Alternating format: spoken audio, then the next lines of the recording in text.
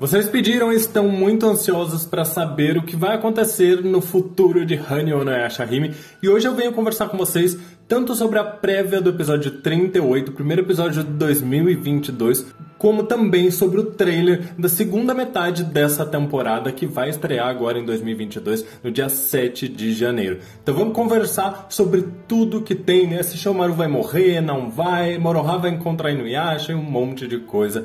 Então senta aí que tem bomba vindo. Olá meus queridos, eu sou o Avalon das páginas Avalon Geek e vamos começar logo falando desse trailer, dessa prévia e tudo mais que a gente tem de sinopse. Lembrando só que vocês me ajudam muito deixando o like e também compartilhando esse vídeo com os seus amigos nos grupos, porque não adianta de nada eu fazer essas análises, essas conversas, se vocês não compartilharem para chegar até mais pessoas assistirem, se vocês também não comentarem a opinião de vocês, porque daí eu vou sentir que eu tô falando praticamente sozinho. Então, vamos começar logo. Nós vimos no final do último episódio que Kirin-Maru alcançou Moroha seguindo o que ele acreditava ser a Kuro, e de fato era, ele estava ouvindo ali o catavento, ele seguiu esse barulho e encontrou Moroha com a Kuro próximo dela, e então resolveu utilizar a pérola negra que ele roubou como uma chantagem para que Moroha capturasse a Kuro, já que ela poderia enxergá-lo como descendente de Inono Taisho. Então é justamente isso que a gente tem no final do último episódio, que vai ser o gancho para o próximo episódio. Kirin-Maru roubou a pérola e ele sabe que ela está conectada ao túmulo de Tuga, onde está Inuyasha e Agome. Mas é importante a gente perceber que a Moroha, ela só pensa que o Inukago está lá dentro, que os pais dela estão lá dentro. Ela não sabe exatamente que a pérola conecta aquele local. Então isso gera uma possível preocupação na Moroha de que caso destrua aquela pérola, os pais dela acabem morrendo. É interessante a gente pensar nisso, porque como a gente vai ver mais pra frente nessa análise, existem outros meios de chegar até Inuyasha e Agome que não são tão fáceis, mas são meios alternativos de sair e de entrar daquele mundo. Porém, a Moroha, num princípio, imagina que os pais dela estão dentro da pérola e não que aquilo é apenas um portal para o local onde eles estão. O Kirin-Maru ele vai chantagear a Moroha para que ela busque o Akuro e ela vai enfrentar o Kirin-Maru pelo que a gente vê de algumas cenas. Então, ela não vai, obviamente, aceitar a chantagem dele, ela vai partir para cima dele. Eu estou bem empolgado em ver os poderes da Moroha lutando contra o Kirin-Maru. Nós vemos também uma cena onde Sesshomaru está de costas para Rin e para o Jaken, dentro ainda da Árvore Eterna, provavelmente pensando em sair dali e enfrentar Kirin-Maru. Afinal, ele deve estar sentindo o poder, a energia demoníaca do Kirin-Maru, enfrentando Moroha, já que ela estava ali próxima da árvore, e ele deve decidir sair de lá, porque nós vemos também que Sesshomaru chegará ao local, sairá da árvore no caso, né, e irá enfrentar o Kirin-Maru. Enquanto eu tô falando, as imagens estão passando aí para vocês e a gente vai teorizando, vai analisando imagem por imagem. Então, após um confronto que não deve ser muito longo entre a Moroha e o Kirin-Maru, nós vemos que o Kirin-Maru irá enfrentar o Sesshomaru, enquanto ele mesmo narra que ele deseja aquela era decadente, que é aquilo que a própria Árvore das Eras dizia pra gente no comecinho da série e a gente não entendia muito bem, mas que depois foi explicado. Nós vemos também que a Rin parece preocupada com algo e a gente vai logo pensar o que é que essa mulher está preocupada. Pode ser tanto preocupada pelo fato dela saber que o Sesshomaru saiu da árvore e foi enfrentar Kirin-Maru, mas além disso nós temos uma cena muito preocupante do Sesshomaru que está aparecendo aí para vocês, onde ele parece completamente ferido. Uma cena onde ele parece estar completamente abalado, como se ele tivesse sido atingido por uma técnica, e a gente vai falar disso daqui a pouquinho. Então aguenta aí que essa preocupação da Rin pode ser tanto enquanto ela vê Sesshomaru e Kirin-Maru lutando, quando pode ser após ela ver esse estado do Sesshomaru, que deve ser resultado da batalha contra Kirin-Maru. Mas calma que a gente vai chegar nessa cena aí que eu sei que tá deixando todo mundo preocupado.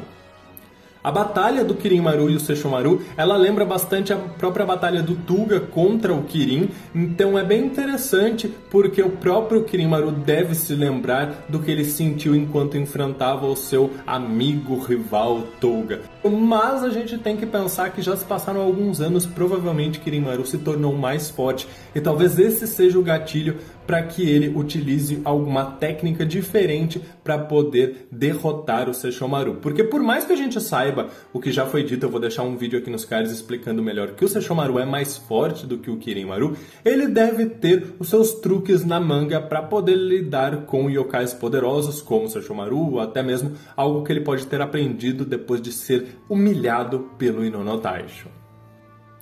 E eu falo isso porque é dito na sinopse que o Kirin-Maru atira uma bola de fogo gigante de energia demoníaca e acerta Sesshomaru, que tenta desviar sem a sua espada, e ele acaba muito ferido, que é justamente a cena que nós vemos do Sesshomaru ali abatido, com os olhos escuros, como se ele tivesse realmente muito ferido. Então, provavelmente essa técnica do Kirin-Maru é ali uma carta na manga que ele tem para poder tirar Sesshomaru de combate e então voltar ao foco dele, que é obrigar a Moroha a conseguir o Akuro para ele. Mas nesse intervalo desse combate todo do Kirin-Maru, antes do Sesshomaru ser nocauteado, tanto Setsuna quanto Towa vão até a Árvore das Eras. O objetivo das duas, a princípio, era encontrar a mãe delas. A gente vê algo bem bonitinho nas imagens, que são a Setsuna convidando a Towa para conhecer a sua mãe e a Towa parecendo mais animada com isso. Então, o que mostra que, poxa, ela está interessada em conhecer a mãe biológica. Isso me deixou com o coração bem quentinho em ver que elas vão começar a ter uma relação e que a própria Towa já está trabalhando um pouco melhor essa relação dela com a Rin. Provavelmente por ter superado um pouco, depois de todos aqueles acontecimentos, o que ela tinha de mágoa em relação a ter deixado a Setsuna para trás. Então talvez agora ela esteja um pouco mais receptiva também a formar essa família na era feudal. Então, a princípio, Towa e Setsuna vão para encontrar a mãe, mas elas se deparam justamente com aquele caos todo, Sesshomaru lutando contra Kirin-Maru. Elas resolvem ajudar a Moroha, que é justamente quando a gente vê uma cena das três lado a lado prontas para o combate. Moroha com arco e flecha, o que me deixa muito feliz ver ela explorando ainda mais os poderes espirituais dela. A Towa atacando com o Soto no Soriuha, que é aquela onda do dragão azul gêmeo que ela desenvolveu na última batalha contra o Kirin-Maru. Mas, mais importante do que isso, ela usando essa técnica com a Zanseiken, que a gente sabe que é a única espada, a única coisa que o Kirin-Maru teme. E a Setsuna com um golpe de chamas que deixou muita gente confuso. Ai meu Deus, o que é esse golpe de chamas? Parece uma fênix, uma ave. De fato, mas eu acho que não é nada que não seja o próprio ataque do flagelo das andorinhas, que é a marca registrada da Setsuna, só que sendo utilizado em conjunto com aquele poder de fogo que ela adquiriu lá no episódio 10 da primeira temporada. Para quem não lembra, aqueles yokais, o Jinta e o Kinka, um deles, que era justamente o das chamas, deu a Setsuna no final do episódio o poder de chamas. Ela inclusive utilizou esse poder para derrotar a Jouka. Só que é interessante a gente lembrar que mesmo em Inuyasha clássico, porque a gente sabe que esses yokais são uma reciclagem do mangá e que foram muito pouco aproveitados no arco final de Inuyasha, mesmo no mangá clássico, aconteceu algo semelhante. O yokai de ataque de chamas se incorporou na Tessaiga das escamas do dragão. Ele usa isso num único capítulo, onde é quando ele luta contra o Moriomaru, logo após esse yokai incorporar na Tessaiga.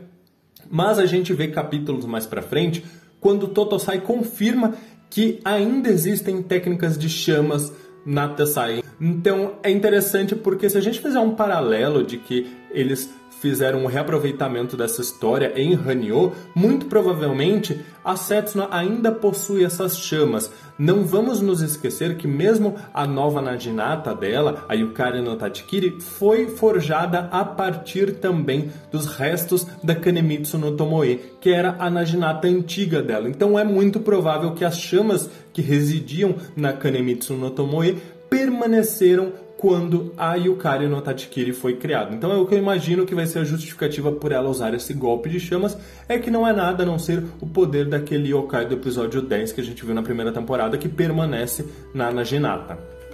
Nós vemos uma cena onde a Pérola Negra cai próxima ali do Takechio, que fica olhando para ela, e uma outra cena que deixou o fandom também bem preocupado, que é justamente a Rin de frente para Kirin-Maru, com o Jaken, o que parece ser um pouquinho à frente dela, com os braços estendidos, como se quisesse mostrar que ela irá proteger Takechio, que está atrás dela, muito provavelmente com a pérola negra. É interessante a gente perceber que aqui o Kirin-Maru ele já está transformado, o que me leva a crer que ele já devia estar enfrentando o Sesshomaru. Então pode ser que ele acabasse de ter derrotado o Sesshomaru, colocado ele fora de combate, e aí a Rin resolveu proteger tanto o Takechou quanto proteger também a Pérola Negra, né? Daquele jeitinho bem fofo dela que lembra o que ela fez também lá no terceiro filme de Inuyasha, o que mostra o quanto ela simplesmente cresceu, mas mantém o mesmo coração bondoso, corajoso, mesmo sendo uma humana comum. A cena do Sesshomaru caído com aquela aura azulada, roxa em volta dele é semelhante à esfera de energia que ele cortou do Kirin-Maru, mas como a sinopse fala pra gente de que ele tentou desviar sem utilizar a espada de uma técnica de fogo, então a gente deduz que deve ser essa técnica de fogo que deixou o Sesshomaru ferido daquele jeito, mas que aquela aura deve ser a forma de mostrar pra gente que é o poder do Kirin-Maru que deixou ele daquele jeito, porque normalmente o poder do Kirin-Maru está associado à cor mais roxa. Eu achei interessante esse poder e eu posso estar completamente enganado, mas eu gostaria de resgatar com vocês, para quem assistiu a minha análise lá do episódio 18 da primeira temporada, eu falava para vocês que dentre as cenas do Kirin-Maru lutando contra as meninas, né, ele tem um combate breve ali com elas, ele atacava a Setsuna em uma ou duas oportunidades com golpes de energia roxa também e que não cortavam o corpo dela, a roupa, o corpo da Setsuna permanecia intocáveis, assim, não tinha ferimento nenhum, mas a gente via a energia atravessar o corpo dela e ela demonstrava que ela tinha ficado ferida, cansada, enfim. E eu até comentei com vocês naquela época que aquilo poderia ser algum poder do Kirin-Maru ou da própria espada dele, porque desde aquela época eu vinha comentando com vocês que eu achava que a espada dele tinha um design bonito demais para ser uma espada genérica, principalmente pelo fato de ser uma espada forte o suficiente para bater de frente para Bakusaiga. Então, eu deduzo que pode ser que agora, como a gente já sabe a origem dessa espada, que ela é uma espada gêmea da Zanseiken, a Zanseiken tem um poder especial que é absorver a energia demoníaca, talvez a Bakuseiken, que é a espada do Kirin-Maru, tenha também um poder que vai ser revelado pra gente aqui e pode ser justamente um poder de repente atingir o espírito dos inimigos ou, digamos assim, meio que envenenar a própria energia demoníaca deles, algo que não seja necessariamente físico, algo que talvez atinja o não corpo ou atinja pelo menos as células, sabe, algo parecido com o Byakugan para quem acompanha Naruto, talvez algo assim que não necessariamente precise ferir o corpo externo, mas consiga atingir o adversário internamente, seja no seu espírito de luta, seja nas células do seu corpo, enfim, algo que possa justificar deixar o Sesshomaru daquele jeito tão abatido.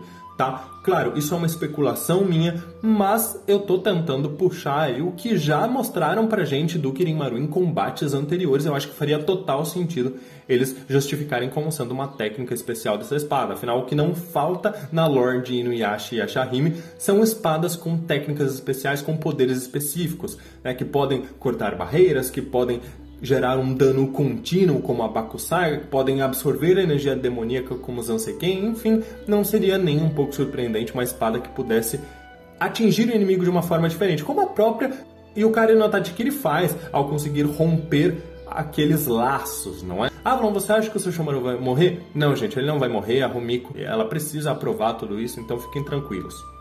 Mas a gente tem a informação justamente de que o Sesshomaru, muito ferido, envia as três para a Pérola Negra. E aí a gente começa já a perceber que nós temos o pé do Inuyasha no final desse trailer, né, num determinado momento, lá no outro mundo e algo brilhando no céu. Num primeiro momento eu achei que talvez fosse uma reciclagem da cena de quando a Moroha está passando e ela vê os dois, tanto o Inuyasha quanto a Agome, mas talvez seja as três meninas chegando no céu do além-mundo. Então aquela coisinha brilhando no céu pode ser as três vindo e o Inuyasha se aproximando, vendo que tem algo ali. A gente vê também que o Inuyasha e a Agome, eles em algum momento vão ver a infância da Moroha, ela vestida com roupinhas de lobo, coisa mais fofa. Eu quero muito descobrir um pouquinho mais da infância dela, em algum lugar cercado por chamas. Então pode ser que eles explorem um pouco mais o outro mundo, como funciona, justificando, explicando pra gente como eles viveram tanto tempo naquele lugar, se eles se alimentavam ou não.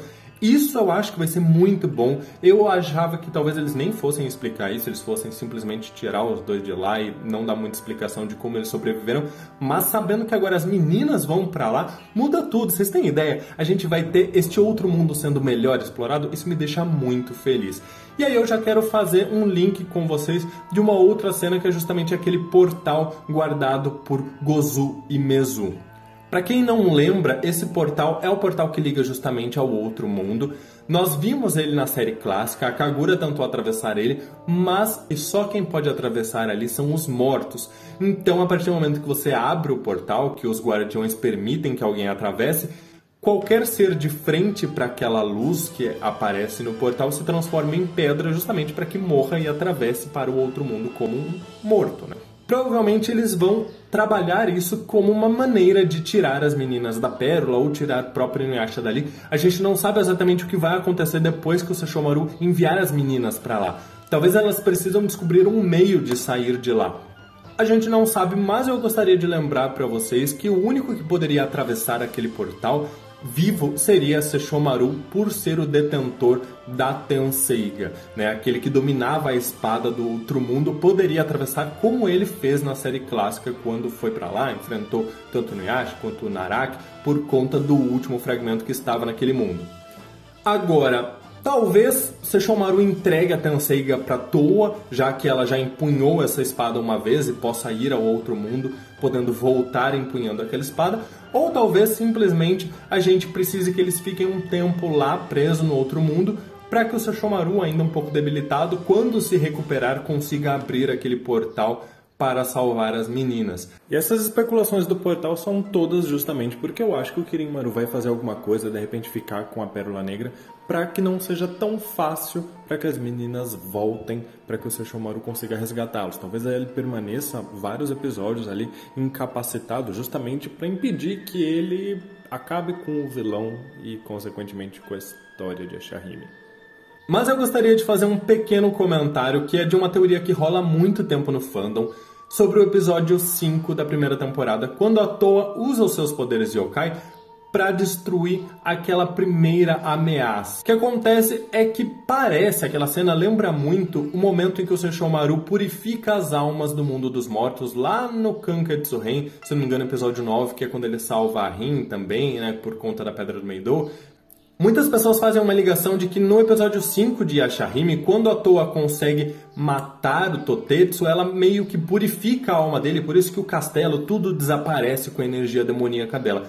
Então poderia ser um gancho de um poder diferente, digamos assim, um poder sagrado que talvez a Towa tivesse. Por isso que ela conseguiu, por exemplo, criar a lâmina de energia capaz de salvar a irmã, mesmo quando a Tenseiga estava quebrada. Talvez haja alguma explicação de um poder sagrado envolvendo a Towa por ser filha do Sesshomaru. Vamos nos lembrar que a Tenseiga é uma espada que salva vidas, mas ela não é nada que não um canino de Ino no Taisho, ou seja, de alguma forma Ino no Taisho deveria ter poder suficiente para fazer aquilo, porque a espada capaz de trazer alguém de volta ao outro mundo veio do seu próprio canino, então deve ter algo na linhagem de Ino no Taisho que talvez permita isso, talvez a Towa consiga atravessar esse portal mesmo sem ter a Tenseiga com ela. E é claro que a gente não pode deixar de falar sobre a cena mais emocionante de todo o trailer, que é a Moroha abraçando o Inuyasha. Cara, não tem nem o que falar, né? Essa cena é incrível e a gente já chora só de ver isso. Imagina quando a gente assistiu o episódio, vendo finalmente o reencontro dela com os pais. Enfim, é muito bonito. Mas eu quero fazer uma pergunta para vocês, cortando um pouco esse clima de tristeza dessa cena. A gente vê também que Osamu Kirin aparece e o cometa parece ter caído no mundo, destruído tudo. E aí eu fico com a seguinte questão. Vocês imaginam que o mundo será destruído, será afetado de fato na Era Moderna pelo cometa e algo vai ser feito para voltar no tempo? O que vocês acham? Porque dá a entender isso, eu acho que talvez seja apenas uma imagem, digamos assim, para mostrar um medo de Osamu Kirin. De repente ele esteja falando para si mesmo que o cometa está se aproximando e se ele cair vai ser uma destruição da Terra, e talvez tenha uma imagem desenhando essa destruição, que é a imagem que a gente vê, mas talvez isso não chegue a acontecer, talvez seja só uma representação, eles botaram aí no trailer pra gente ficar surtado. Mas se de fato isso acontecer, eu gostaria de saber, vocês acham que eles vão voltar no tempo e mudar tudo isso? Vocês acham que eles vão voltar o suficiente no tempo até para mudar a infância das meninas, para de repente elas terem uma infância com seus pais? Ou vocês não gostariam disso? Eu fico meio dividido, porque ao mesmo tempo que eu gostaria que isso acontecesse, eu acho que isso mudaria tanto o que a gente já viu em Ashahime e ia praticamente apagar tudo que a gente viu, que eu não sei se eles fariam isso. Enfim, é uma dúvida que eu quero saber a opinião de vocês. Também temos uma cena onde a Toa mostra fotos do smartphone dela para alguém, mostrando fotos da família Higurashi, e eu me pergunto se isso não seria ela com a Rin. Talvez depois que saírem da Pérola Negra, né, depois desse rolê todo ter sido resolvido, poderia ser uma cena bem fofa da Toa mostrando pra Rin, pra mãe dela, olha, essa é a minha família adotiva, foram eles que me criaram, né? Seria bonitinho de ver, pelo menos eu gostaria. E por fim, mas não menos importante, a gente também vê que Uriko e Arion estão indo para o Monte Musubi, com uma espécie de semente na mão. Fico me perguntando se não seria algo relacionado a Zero, porque eu acho muito repentino. A partir do momento em que a Zero morreu e Uriko sentiu que ele perdeu a mestra dele, né? Afinal foi ele quem acabou sacrificando ela a pedido dela, ele de repente lembrar que ele tem uma semente, ele quer fazer algo em relação ao Monte Musubi. Eu acho que talvez essa semente seja algo mais relacionado a Zero, e o fato deles quererem levar aquilo até o Monte Musubi pode ter uma explicação, uma vez que o Monte Musubi era onde estava a raiz de Kyokon, né? Aquela raiz especial, a própria Arion estava ali. É um monte que parece ter um poder espiritual muito grande, então talvez tenha alguma relação, a gente não sabe se isso é de fato uma semente ou não, o que significa. Eu até cheguei a cogitar que talvez fosse algo relacionado a um corpo de terra, como acontece com Arion. Vamos levar, sei lá, a semente que poderia ser a síntese do poder da Zero para o Monte Musubi, onde ela poderia ficar num estado parecido com o da Arion, mas eu acho que isso contradiria o próprio pedido dela, já que ela queria morrer. Então, honestamente, eu não sei, mas eu imagino que possa ter uma ligação com a Zero. Enfim, meus queridos, essas são algumas das minhas considerações, que deve ter ficado bem longo esse vídeo, mas tem muita informação nesse trailer, nessa sinopse, na prévia. Eu espero que vocês gostem, que vocês estejam com o hype lá em cima, porque é dia 7 já que a gente começa essa loucura do que pode ser a última parte de Ashahime. Então vamos esperar por mais, mas para quem não sabe o que está acontecendo, eu vou deixar também nos cards um vídeo onde eu analisei um episódio e falei um pouquinho sobre a possibilidade da série estar se encerrando, tá bom? Meus queridos, muito obrigado por tudo, um grande abraço, até mais. Não esqueçam de deixar os seus comentários aí, todas as teorias nos comentários. Até mais!